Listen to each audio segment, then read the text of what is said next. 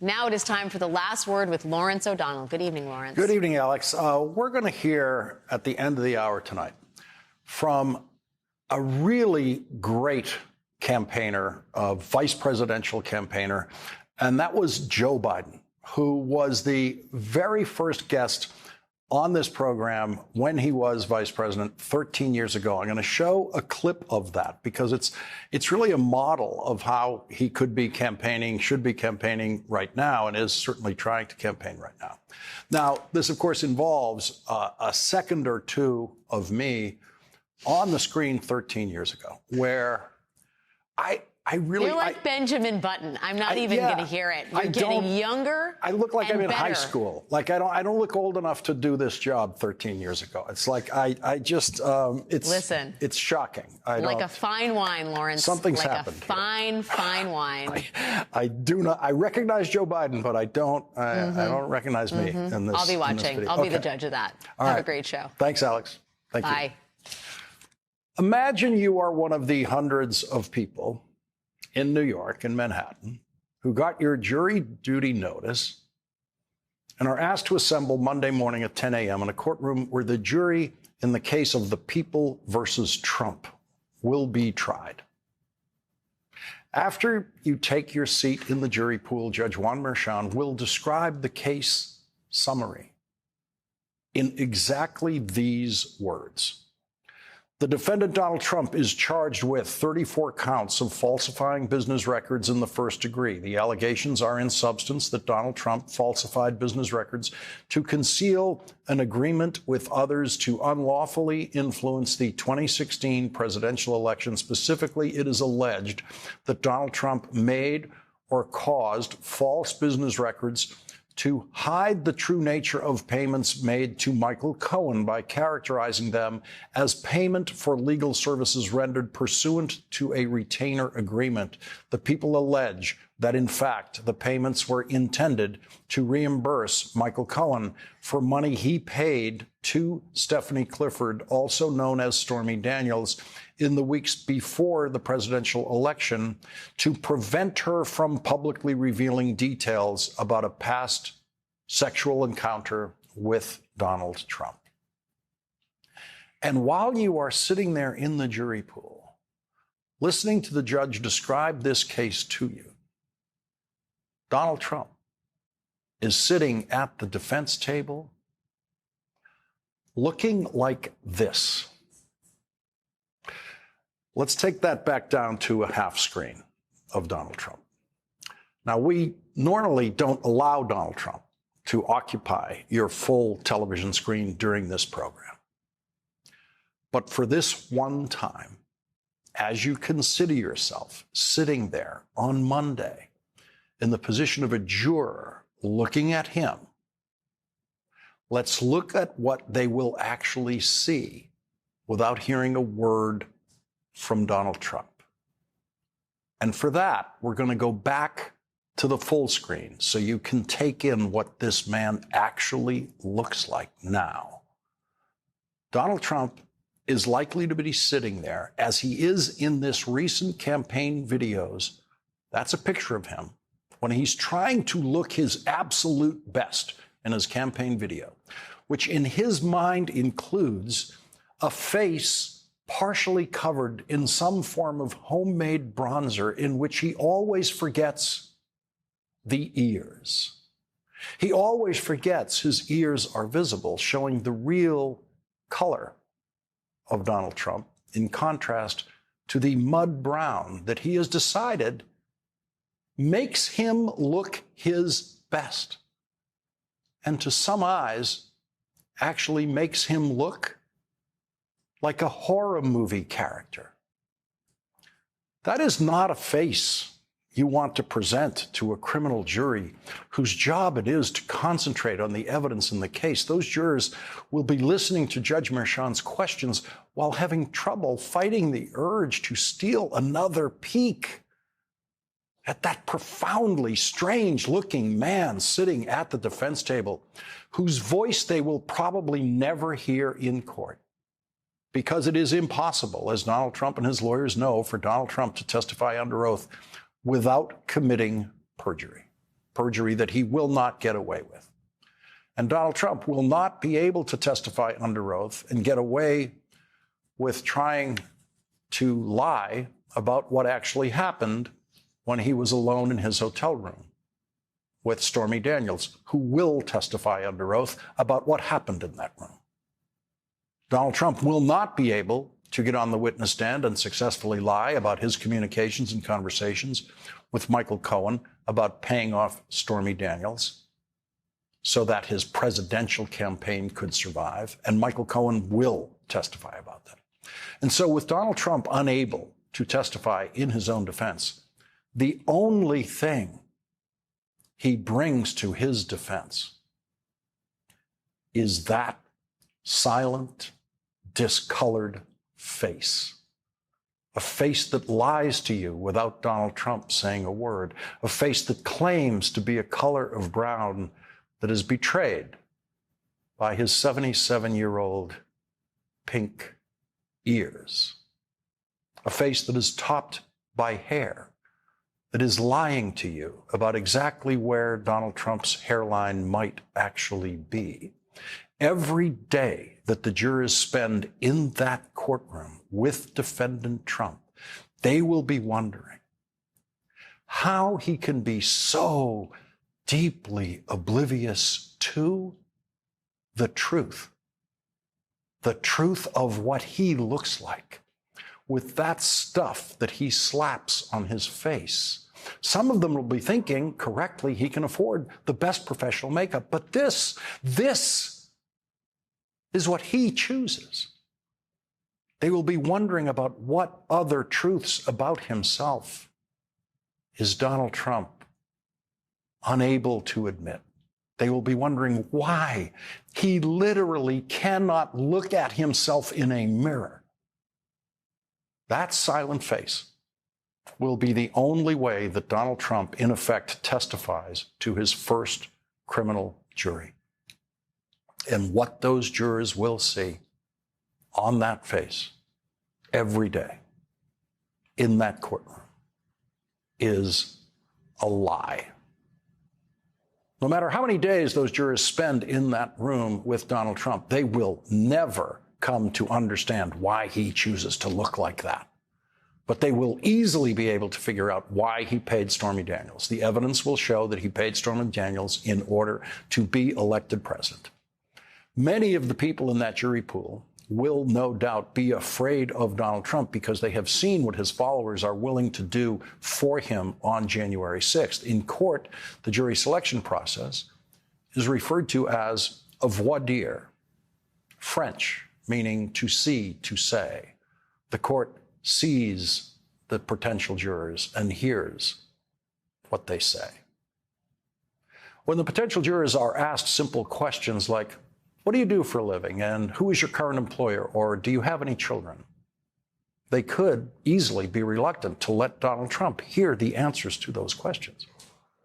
The prospective jurors will all be asked what cable news networks they watch, what newspapers they read, if any, and what social media they use, if any. The New York Times has theorized that the prosecution will look favorably upon jurors who watch MSNBC or Stephen Colbert. And the defense will probably look favorably on potential jurors who watch the so-called Fox News channel. All of the jurors will be asked, question 29, have you, a relative or a close friend, ever worked for any company or organization that is owned or run by Donald Trump or anyone in his family? Question 29A, have you, a relative or a close friend, ever worked or volunteered for a Trump presidential campaign, the Trump presidential administration, or any other political entity affiliated with Mr. Trump? Have you ever attended a rally or a campaign event for Donald Trump? Question 29B, have you ever attended a rally or campaign? Oh, there we go. That's redundant there. 29C, are you signed up for, or have you ever been signed up for, subscribed to, or followed any newsletter or email listserv run by or on behalf of Mr. Trump or the Trump Organization? Question 29D, do you currently follow Donald Trump on any social media site, or have you done so in the past? Question 29E, have you, a relative or a close friend, ever worked or volunteered for any anti-Trump group or organization? Question 29F, have you ever attended a rally or campaign event for any anti-Trump group or organization? Question 29G, are you signed up for, or have you ever been signed up for, subscribed to, or followed any newsletter or email listserv run by or on behalf of any anti-Trump group or organization? Question 29H, do you currently follow any anti-Trump group or organization on any social media site, or have you done so in the past? Question 30, have you ever considered yourself a supporter of or belonged to any of the following: the QAnon movement, Proud Boys, Oath Keepers, Three Percenters, Boogaloo Boys, Antifa? And question 31, do you have any strong opinions or firmly held beliefs about whether a former president may be criminally charged in state court? And the final question, each prospective juror will be asked to answer honestly, is there any reason, whether it be a bias or something else, that would prevent you from being fair and impartial if you are selected as a juror in this case? Leading off our discussion tonight is Barbara McQuade, former U.S. attorney and law professor at the University of Michigan Law School. She is a co-host of the podcast Hashtag Sisters in Law, and Glenn Kirshner is with us, a former federal prosecutor. They're both MSNBC legal analysts. And Barbara, as we approach jury selection day, we can now begin to imagine what it's going to be like for those people sitting there. The judge has said that if people declare themselves to be at the outset to be unfair about it, they've decided that they would not be able to be fair about it, that he says there's no point in actually trying to pursue them beyond that. And whereas in some voir dire, they will do that. They won't let you get out that easy just by declaring yourself to be biased. Yes, I think in a case like this, which is so high profile, if somebody proclaims themselves to be biased, we probably ought to believe them when they tell us who they are. And so I think the judge will be very quick to dismiss people who admit to some bias. This is a little different from other cases. I think in many cases, people are trying to get out of jury service. I can imagine in a case like this, there's some people trying to get onto jury service. And the people who are a little too eager might be the ones that you want to dismiss the most, because what I wouldn't want, at least as a prosecutor, who is someone who wants to get on this jury because they want to write a book about it or they want to do some sort of tell-all television interview. I want people who want to come in to do the job because they care about getting it right, not because they have some self-interest. So I think that it'll be very interesting because there will have plenty of jurors to choose from, I think, even if they strike those who self-proclaim that they cannot be fair in this case. Glenn, what will you be looking for in jury selection on Monday? You know, it's interesting, Lawrence. I've always said that you can't win a case in jury selection, but you can sure lose it. And if you ask 100 prosecutors and 100 defense attorneys about their sort of juror preferences, they would probably spend a lot of time telling you what they don't want in a juror rather than what they do want. Look, at the end of the day, prosecutors, and I don't want to speak for defense attorneys, but we want somebody who can be fair, who can be impartial, not somebody who doesn't have strong beliefs or preferences or ideologies, but people who can assure us under oath during jury selection that they can set aside their preferences, their aversions, their ideologies, and decide the case based only on the evidence they see during the course of the trial. I think jury selection will be a challenge because so many people will have such strong feelings. But like Barb, I believe at the end of the day, they're going to be able to impanel a fair and impartial jury. And I think both the defendant and I think the people are going to get a fair trial. Barbara, when a juror answers a question that seems to create an issue, how then do the lawyers discuss that issue? Is it done while the juror is listening? Is it done by more questions to the juror? How do they probe a little bit beyond the questions? Yeah, so typically the judge will do sort of the first round of questions and ask some basic questions and then allow the lawyers to do follow-up questions. But to the extent they want to confer with each other, for example, it's possible to strike jurors for cause. That means there's a good reason that this person should not sit on this particular case. They've got some sort of bias. They've got a conflict of interest. They know somebody. One of those questions you just mentioned, that they've worked for one of the Trump organizations. Typically, they would approach at sidebar to actually discuss that. So they're not talking about the juror in front of them like, gee, Judge, I don't know. I don't think I want this juror, because it could very well be that they end up on the jury. And so to prevent that sort of discussion about people right in front of their faces, typically those conversations will occur at the sidebar.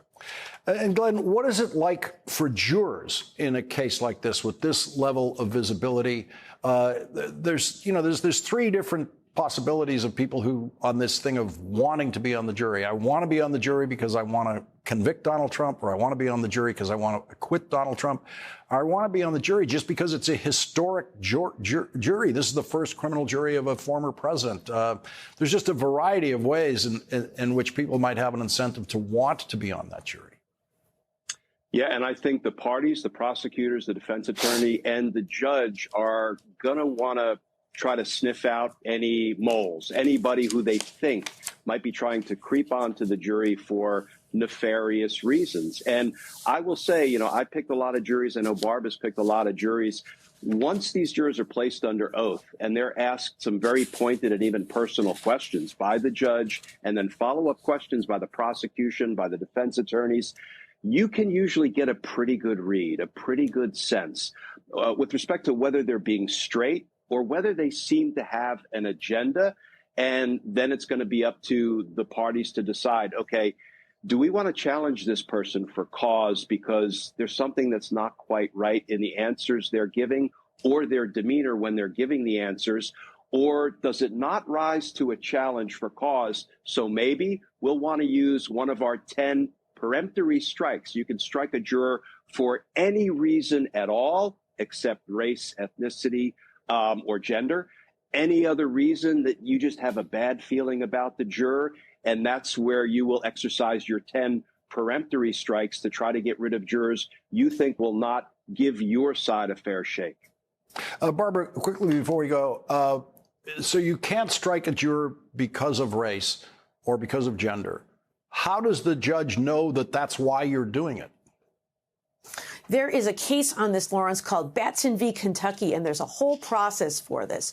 So if the one party perceives that the other is basing strikes on a prohibited basis like race, they can challenge that person. They have to show that there's been a pattern of striking people based on race. And then it is up to the prosecutor to provide the reason that they are striking these jurors, a non-race based. And then the judge makes a decision whether they believe it. I've seen instances where prosecutors strike jurors and maybe have stricken jurors, but because they're sleeping or some other thing like that. So it's up to the judge to decide how they're using them. Barbara McQuaid, Glenn Kirshner, thank you very much for starting off our discussions tonight. Thank you, Lawrence. And coming up, Arizona has moved back to 1864, and now the Republican governor of Virginia is blocking legislation to protect the availability of contraception in Virginia. Democratic candidate for governor of Virginia, Abigail Spanberger, will join us next.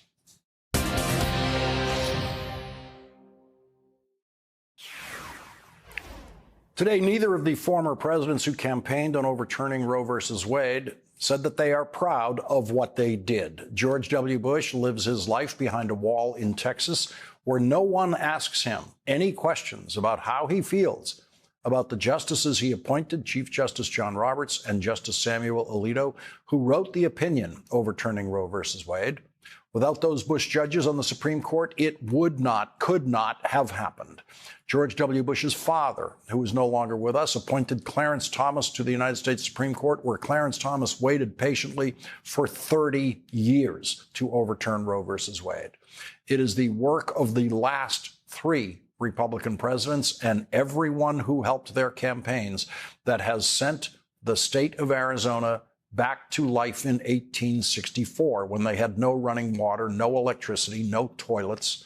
And Republicans in the Arizona legislature have decided to keep that state living in 1864 when they blocked an attempt by Democrats to repeal the 1864 law, which the Supreme Court of Arizona this week said is now the law of Arizona, banning abortion and providing a 5-year prison sentence for anyone who participates in any way in any abortion services.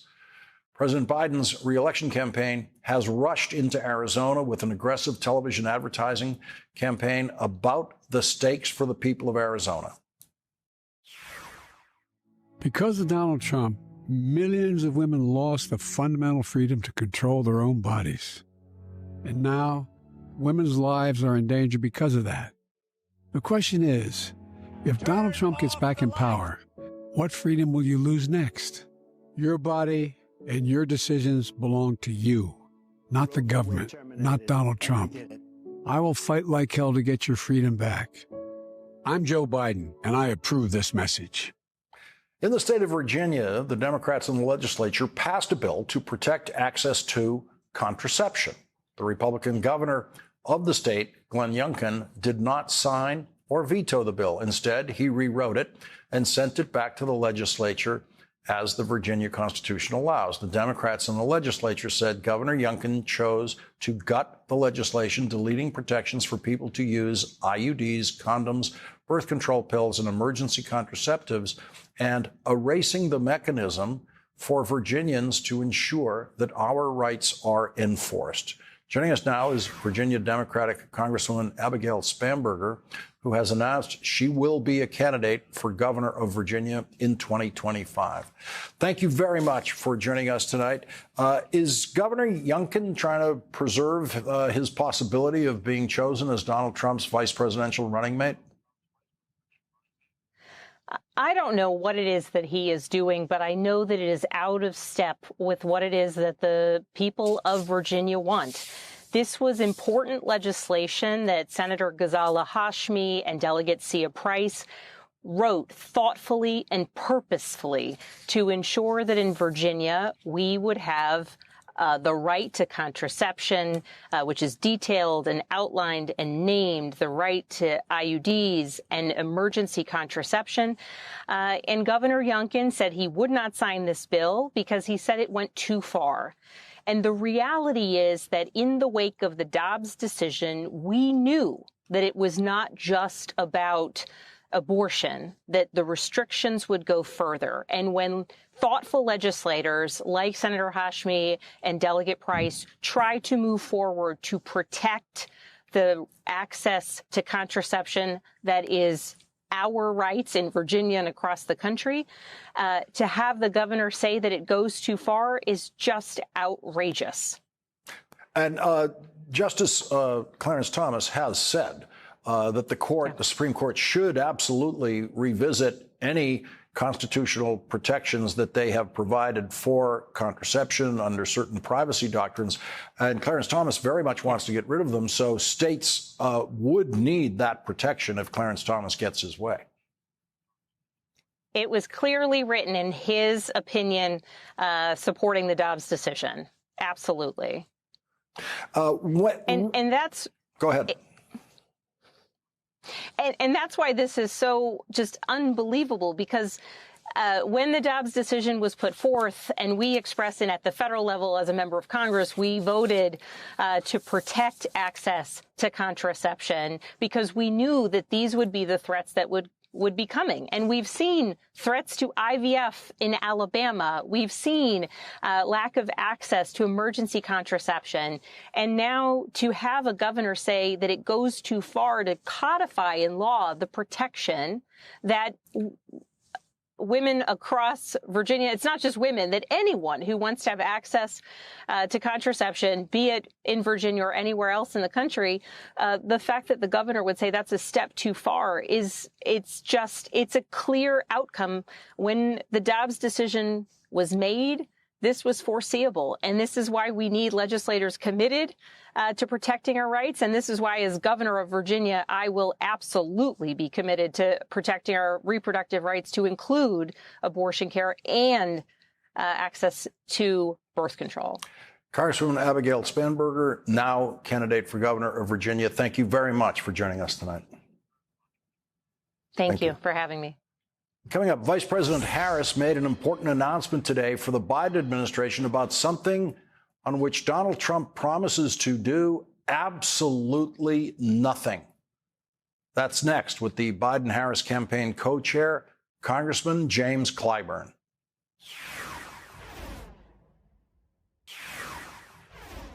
Today, Vice President Harris made this announcement. Hey, everybody. So as the head of the White House Office of Gun Violence Prevention, I'm very excited to tell you that as of today, we are closing the gun show loophole. Basically, we are requiring that anybody who sells guns as a dealer has to do background checks. And what we know is this is going to save lives.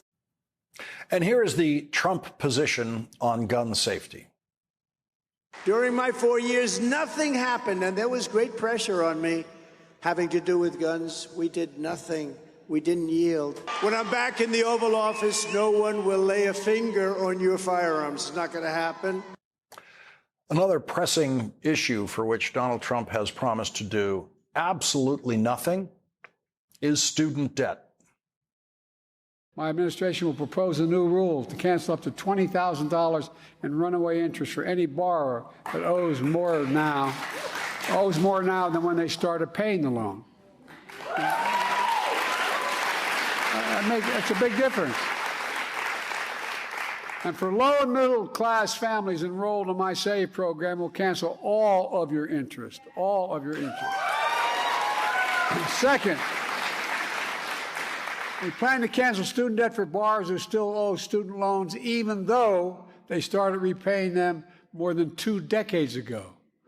Folks, third, we plan to cancel debt for about 2 million borrowers who would be eligible for debt forgiveness through the SAVE program, public service loan forgiveness, or other debt canceling programs, but are not enrolled in these programs. Joining us now is Democratic Congressman James Clyburn of South Carolina. He is the co-chair of the Biden-Harris presidential campaign. Thank you very much for joining us tonight, Congressman Clyburn. It is so striking to compare the Biden actions on both of these policies to Donald Trump's absolute promise to do absolutely nothing. Well, thank you very much for having me, Lawrence. And both these policies are so fundamental to American families and American communities. And they do a whole lot for Americans as individuals.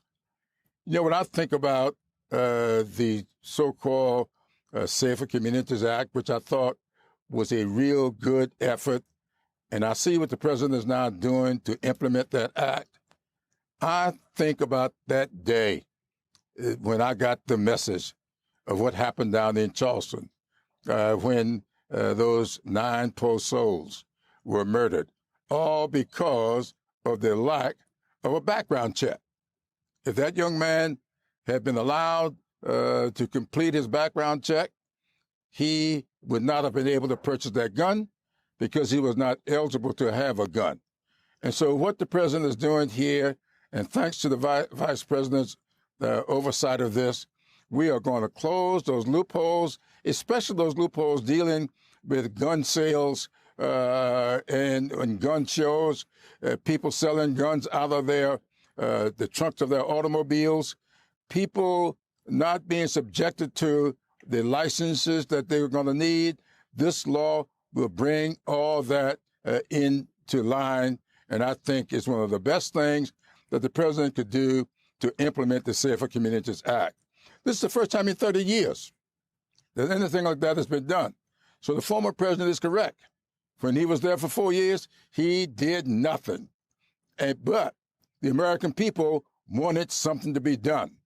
Almost every other day, there's an anniversary of some egregious act involving guns, and we need to get all of that in check. And when it comes to student loans, the president has announced a new program to confront or get around what the Supreme Court did with its first iteration. And it's going to bill upon the $146 billion he's already forgiven for 4 million people. This bill has the chance of reaching another 23 million people to bring the total to somewhere around 30 million people who will be getting their student loans, the balance of their student loans eliminated. Now, Lawrence, I want to emphasize one thing, because a lot of people who criticize this program fail to recognize that what the president is doing is eliminating interest. Most of these people have paid back more than they ever borrowed and still owe more than the original loan was for. I have a constituent who borrowed $60,000, paid back that loan for more than 20 years. And when last October, he still owed $119,000. The original loan was $60,000. He paid it for 20 years, now almost $119,000 being forgiven. So the president, I congratulate him. It is a great effort. Congressman James Clyburn, thank you very much for joining us tonight. Thank you for having me. Thank you. And coming up, a flashback to our very first guest on this program 13 years ago, then Vice President Joe Biden, who has a perfect lesson for how President Joe Biden should campaign for re-election. Joe Biden is next.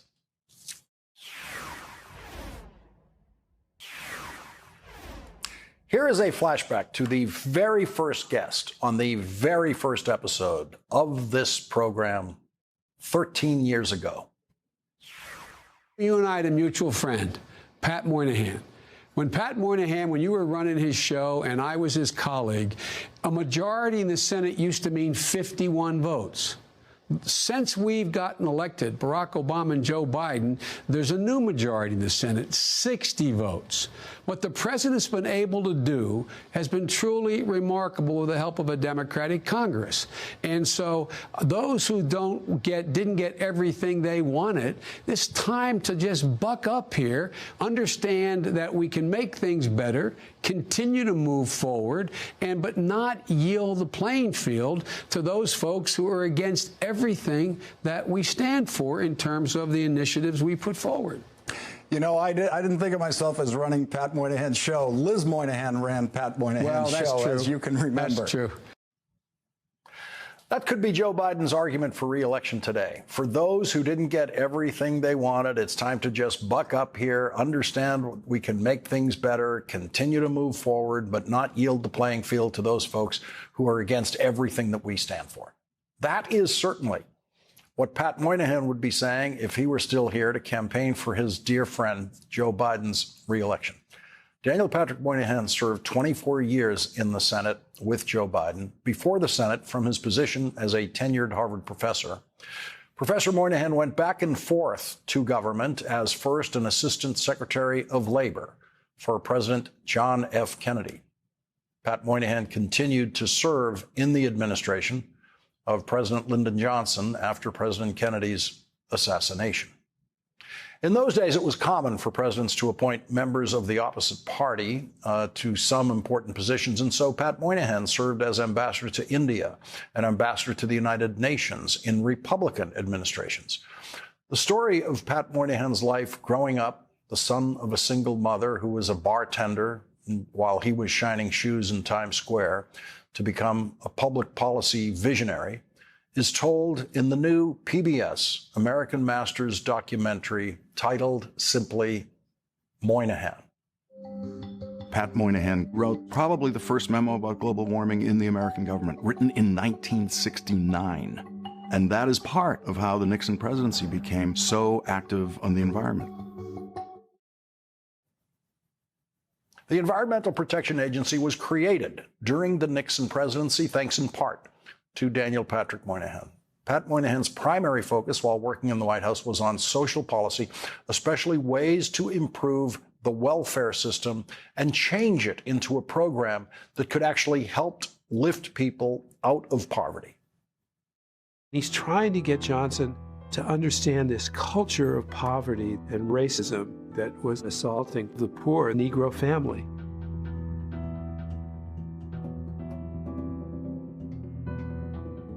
The insight that he had was that we have to go beyond civil rights legislation to address the cumulative effects of chronic racial and economic subordination.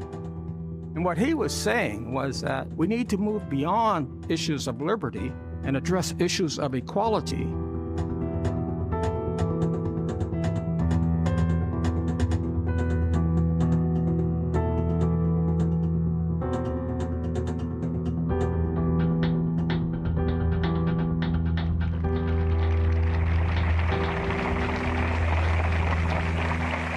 And Johnson incorporates that thought into one of the most important addresses any president has ever given.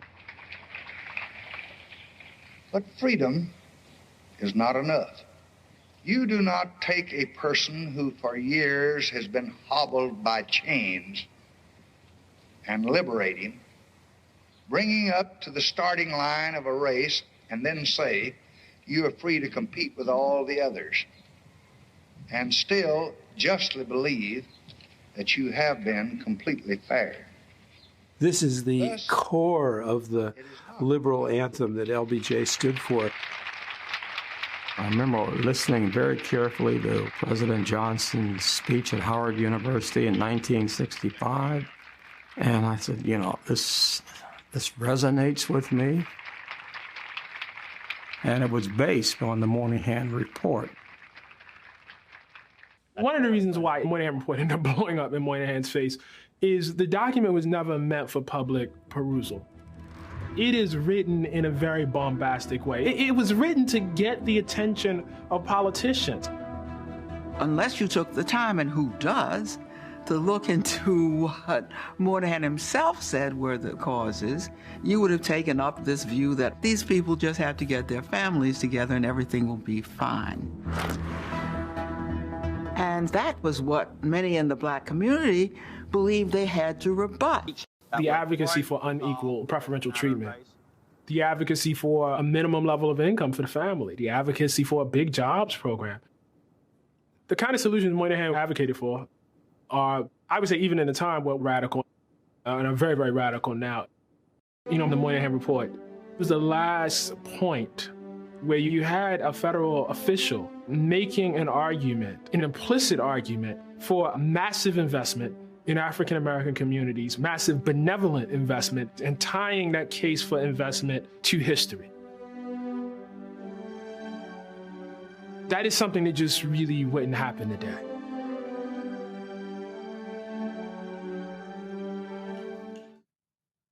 The controversies that followed Professor Moynihan in and out of government did not diminish student interest in Professor Moynihan's courses when he returned to teaching.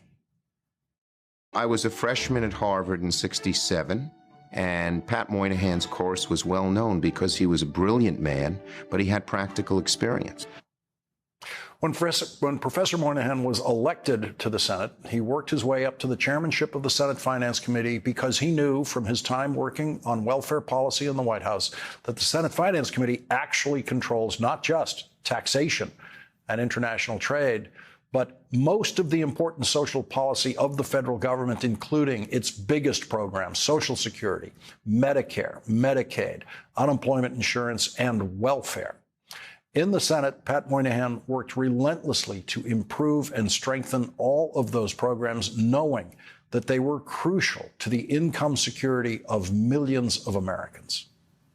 Senator Moynihan was viewed in the Senate with enormous respect, sometimes incomprehension, and sometimes a little fear. And the fear, of course, came from not wanting to go up against him in debate because he'd find something that you hadn't thought of and you'd be in trouble. Moynihan hated the notion that government is the problem. His own rejoinder to that was, if you have contempt for government, you will get contemptible government. There's no doubt in my mind that if Pat Moynihan had been airdropped into New England in the 1770s, he would have been one of the most prominent members of our founding fathers. One of my colleagues on the Republican side said, you know, you couldn't have a Senate of 100 Moynahans, but you sure need a Senate with 1 or 2. What I learned from Senator Moynihan is commitment. I was there for just some of the more than 40 years he spent working on policies designed to strengthen the income security and improve the lives of people with the greatest economic struggles in this country.